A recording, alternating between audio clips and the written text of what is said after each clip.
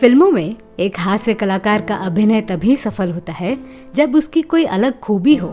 जैसे कि केशव मुखर्जी और जॉनी लीवर की एक्टिंग को आप एक जैसा बोल नहीं सकते। हालांकि दोनों कॉमेडियन हैं, पर इन दोनों कलाकारों की शैली अलग है। आप असरानी और जगदीप के बारे में ये कह सकते हो कि ये दोनों कलाकार एक जैसी एक्टिंग करते हैं, पर फिर भी इन्होंने अपना अपना मुकाम बनाया। पर असलियत में ऐसा होना मुमकिन नहीं। फिल्म इतिहास में वही कलाकार टॉप पर गया है जिसकी अलग खूबी थी, जैसे कि महमूद। ये बातें इसीलिए बता रही हूँ क्योंकि आज हम जिस कलाकार की बात करने वाले हैं, उन्होंने अपने जीवन में सरलतापूर्ण हास्य अभिनय किया। वे चिल्लाते हुए दिखे नहीं, अर्थात शांत रहकर लोगों को खूब हंसाया। वो कलाकार हैं कंवलजीत पेंटल। बॉलीवुड में ऐसे बहुत कम कॉमेडियंस हैं जिन्हें फिल्मों में गाने पर नाचने का मौका मिलता था या फिर कॉमेडियन होकर सीरियस किरदार निभाने का मौका मिलता। कंवलजीत पेंटल ऐसे ही एक शख्सियत हैं। और दूसरे कलाकार थे असरानी। उन्होंने भी खुशबू जैसी फिल्म में सीरियस मिजाज के किरदार निभाए। असल में ये एक एक्टर का सौभाग्य है कि उन्हें इस तरह के भी किरदार निभाने का मौका मिलता है। अफसोस की बात यह है कि आजकल कंवलजीत पेंटल किसी भी बड़े फिल्म में दिखाई नहीं देते। नमस्कार दोस्तों, मैं हूं आपकी अनामिका और स्वागत है आपका अपने चैनल में, जिसे कहते हैं biography and real life story. 8 अगस्त 1947 के दिन पंजाब के मजहा में कंवलजीत सिंह पेंटल का जन्म हुआ। वे सिख परिवार से ताल्लुक रखते थे, जो मुख्यतः आर्मी में सेवा देते थे।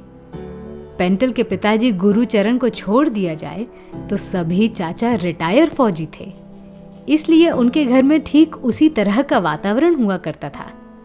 अंग्रेजों के जमाने में पेंटल के पिताजी गुरुचरण ने किसी और क्षेत्र में काम करने के बारे में सोचा। उस वक्त उनका परिवार लाहौर में बसा हुआ था।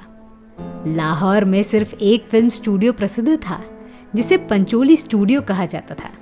वहीं गुरुचरण कैमरामैन का काम किया करते थे। हालांकि आज़ादी के बाद दलसुख पंचोली मुंबई आए और गुरुचरण दिल्ली। काम की तलाश में उनका मुंबई आना भी हुआ, पर तब तक पंचोली साहब का देहांत हो चुका था। इसके बाद गुरुचरण दोबारा दिल्ली आए और वहीं सदर बाजार में उन्होंने फोटोग्राफी स्टूडियो खोल दिया। अब यहाँ से शुरू होती है कंवलजीत पेंटल की कहानी। मेरा बचपन दिल्ली में गुजरा।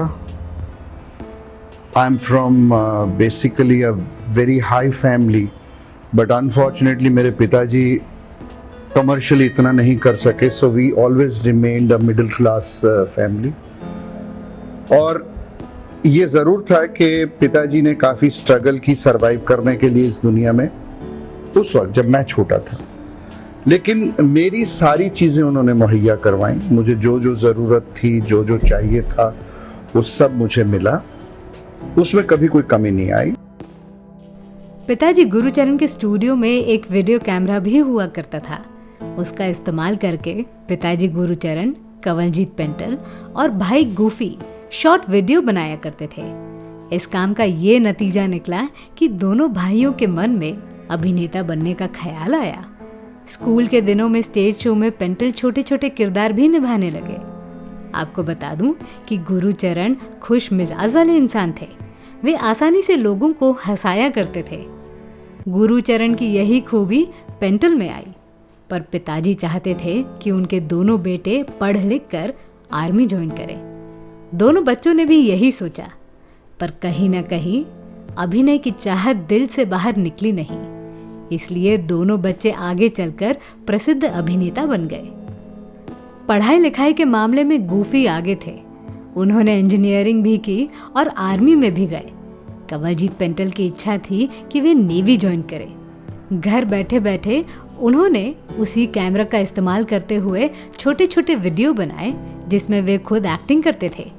ये देखकर पिताजी गुरुचरण ने उनका एडमिशन FTII में करवाया और यहीं से कंवलजीत पेंटल का फिल्मी सफर शुरू हुआ। एडमिशन के पहले उनका ऑडिशन दिल्ली में ही हुआ, जहां उनकी जज थी कामिनी कौशल। बतौर एक्टर कंवलजीत पेंटल को फिल्मों में काम करने का मौका अपने पढ़ाई के दिनों में ही मिला। FTII में नामी लोग आया करते थे। उसमें बहुत सारे लोगों से उनकी पहचान भी हुई। कोई भी नया या पुराना फिल्मकार चाहता था कि उनके फिल्म का कलाकार FTII जैसी संस्था से जुड़ा हो। लगभग 1970 के बाद से कंवलजीत पेंटल का फिल्मी दौर शुरू हुआ। हालांकि उससे पहले उन्होंने कुछ फिल्मों में काम कर लिया था। 1970 में रिलीज हुई उमंग फिल्म में सभी कलाकार FTII के स्टूडेंट्स थे, जिसमें पेंटल भी थे। इस फिल्म को गुरुदत्त के भाई आत्माराम ने बनाया था, पर हमारे हिसाब से पेंटल की पहली बेहतरीन फिल्म थी मेरे अपने।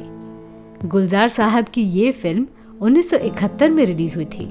विनोद खन्ना, मीना कुमारी, शत्रुघ्न सिन्हा जैसे बड़े सितारे इस फिल्म में थे। साथ ही असरानी और पेंटल भी थे। इसी फिल्म में असरानी का सीरियस किरदार है तो पेंटल कॉमेडी करते हुए दिखाई देते हैं। हमारे हिसाब से मेरे अपने पेंटल की पहली हिट फिल्म थी। अगर हम गलत हैं तो आप कमेंट करके दूसरी मूवी का नाम बता सकते हो। इसी फिल्म का ये गाना आज भी हिट है। जीने की फुर्सत नहीं है यहाँ, आपकी दुआ से बाकी ठीक ठाक है। पेंटल ने महाभारत सीरियल में शिखंडी का किरदार निभाया था, जिसे लोगों ने खूब सराहाया। आपको बता दूं कि BR चोपड़ा की महाभारत सीरियल में पेंटल अकेले अभिनेता थे जिन्होंने 2 भूमिका निभाई थी। असल में उन्हें सुदामा का ही किरदार मिला था, पर उनके रोल में खूब सारी एडिटिंग हुई, इसलिए इतने बड़े कलाकार का किरदार छोटा हो गया। ये देखते हुए डायरेक्टर रवि चोपड़ा ने पेंटल से शिखंडी का किरदार भी करवाया। कंवलजीत पेंटल की पत्नी का नाम है गीता। उनसे उन्हें हेतन नामक बेटा हुआ। आजकल हेतन भी एक्टिंग करते हुए दिखाई देते हैं। हेतन के अलावा उन्हें मिताशा नामक बेटी भी है। पेंटल ने अपने जीवन में 300 से भी अधिक फिल्मों में काम किया है। 80 के दौर में उन्होंने धारावाहिकों में भी काम करना शुरू किया था। 1976 में आई लड्डू सिंह टैक्सी वाला उस दौर में रिलीज हुई पहली धारावाहिक है जिसमें पेंटल दिखाई देते हैं। किसी भी कलाकार में सादगी ना हो तो उसका चरित्र बिगड़ जाता है।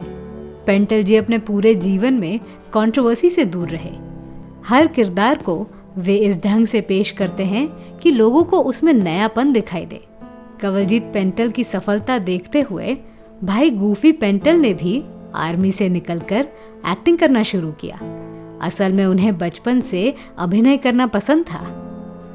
तो मैं थी आपकी अनामिका। मेरी सुनाई हुई कहानी आपको कैसी लगी ये हमें कमेंट सेक्शन में ज़रूर बताइएगा, और हमारे channel biography and real life stories को सब्सक्राइब करना न भूलें। नमस्कार।